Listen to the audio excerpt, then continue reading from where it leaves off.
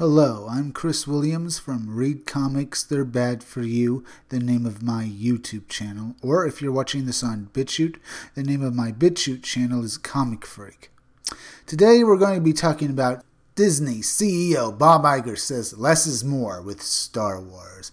And you can see with the name of this article, Bob Iger is just lying through his teeth. Lying, because he's an executive at Disney, and Disney wouldn't know the truth if it hit them with a frickin' mallet. So let's get at it. The Walt Disney Company CEO Bob Iger stands firm on his less is more approach to Star Wars after Disney purchased the George Lucas-funded Lucasfilm for $4.5 billion in 2012. The studio revived the Skywalker saga with the 7th entry in the episodic series that J.J. Abrams directed Star Wars The Force Awakens in 2015. Spin-off/prequel Rogue One, a Star Wars story, followed, itself preceding Rian Johnson's Force Awakens sequel, The Last Jedi, and young Han Solo prequel Solo, a Star Wars story. When Solo finished its worldwide performance with the lowest grossing box office take of any live-action Star Wars film, $393 million globally, Iger declared a Star Wars slowdown after Abrams' Star Wars The Rise of Skywalker. I have said publicly that I think we made and released too many Star Wars films over a short period of time, Iger told BBC Radio when promoting his recently published memoir, The Ride of a Lifetime, Lessons Learned from 15 Years as CEO of the Walt Disney Company. I have not said that they were disappointing in any way. I've not said that I'm disappointed in their performance. I just think there's something so special about a Star Wars film, and less is more. And that just sounds like a bold lie, as I've said. This guy is just spin doctoring to make himself seem bigger than he actually is, or rather trying to deflect from his own, well, not only his, but Kathleen Kennedy's incompetence in handling the Star Wars properties.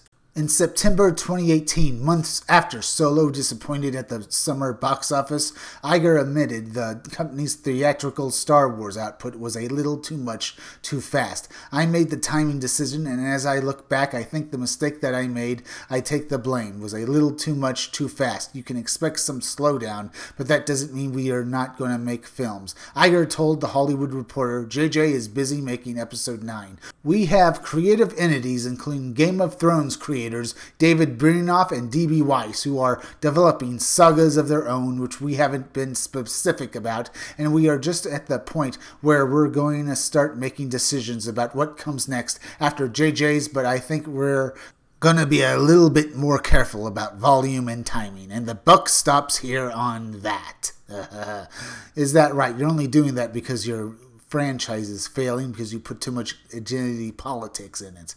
Benioff and Weiss have since exited their deal with Lucasfilm in favor of putting their focus on a reported 9-figure overall deal with Netflix. The planned trilogy reportedly would have examined the origins of the Jedi. Lucasfilm president Kathleen Kennedy still hopes to involve the Game of Thrones duo when they are able to step away from their busy schedule to focus on Star Wars. Another series of original films are said to be still in the works under Johnson. Development on that series has been slow, and Johnson said in October, Lucasfilm is figuring out what they're doing and we'll see what happens. Beyond the Jon Favreau created The Mandalorian, the first live-action Star Wars series, Disney is developing a Rogue One prequel series centered around Cassian Andor, Diego Luna, and a Star Wars prequel trilogy follow-up centered around Obi-Wan Kenobi, a returning Ewan McGregor. The untitled Obi-Wan series has been in the works since 2015 and was originally developed as a Star Wars story movie before Iger's Star Wars slowdown.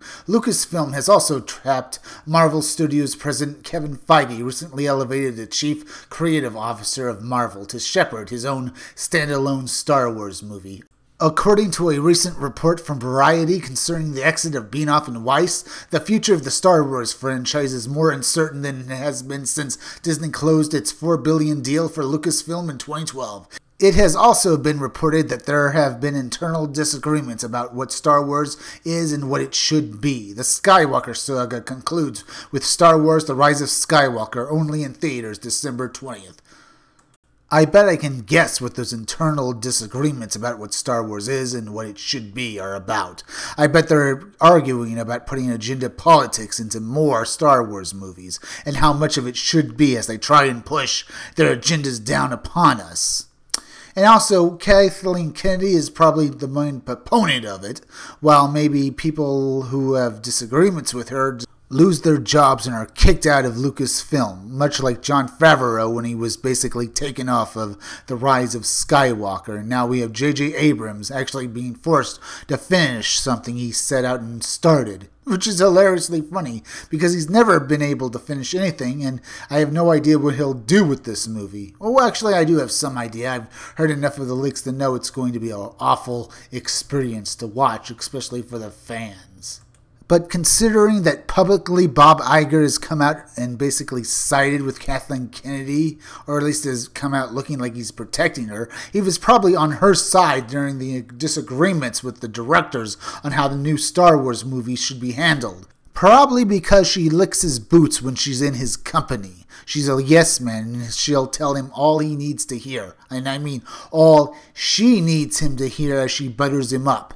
She feeds him a line that she's following the company mandate while also putting agenda politics into the Star Wars movies because that's all the rage on Twitter, the 15 people or so on Twitter who actually yell about that stuff. And he believes it. Because I'm not so sure he goes online, is on Twitter or Facebook, and I mean that because he's probably very busy with two very important things to him, mainly being the CEO of Disney and basically doing shots of coke with Kathleen Kennedy and the rest of the Lucasfilm directors. No doubt he became so high he thought it was a good idea to release a Star Wars movie every year. Why? Because Star Wars is a popular franchise, or at least it was, and he decided that maybe it would be a good idea to do so. But the thing is, people will get tired of something if it's the same thing every year. And plus, he also has the audacity to say after the failure of Han Solo that maybe he shouldn't have done that. The thing is, Bob Iger isn't taking responsibility. He's only spin doctoring. He's only saying that he probably shouldn't have released a Star Wars movie every year. And if you think that sounds like he is taking responsibility, he's not, because he's not really changing anything. The only way he'll change anything is if Disney actually dies on his watch. Now, if you're wondering why I have this screenshot from The Omen, because Disney bought Fox. Omen is one of their Fox movies, and now that it's part of the Disney family of all things, they're going to put it in the Disney vault, which means they can do whatever they want with it. They can make it so that theaters can no longer show this movie because it's been put on a special list. So its scarcity will make people want to go see it again, so Disney can release it in a few years to make more money. The thing is, it's a horror movie, so Disney might just leave it in the vault, along with other action and, well, thriller and horror movies. How does this relate to what we're talking about now? It's because Disney bought Fox for $15 billion. They're hurting for money, but now that Star Wars is basically tanking at the theaters, and now that Disney's spin doctoring and propaganda can no longer convince people to go see them, the Disney company is going to basically suffer massive financial losses in the future, especially as people get tired of the MCU movies. What with them spending so much buying Fox, they must be in so much debt it's up to their eyeballs, and their unfair business practices that has basically made the Disney theme parks start to basically come apart, what with them having rabies at Epcot Center and allowing drinking and bar fights to happen at Disney World and Toontown itself. Disney has allowed all of this to happen because Disney was riding a wave of success that no one, and I mean no one, has ever seen before. But the thing about waves are, they eventually die, and when they die, you wipe out. I'm ending this video with one of the most stupid shots in The Rise of Skywalker, namely the horses that apparently fly through space or something.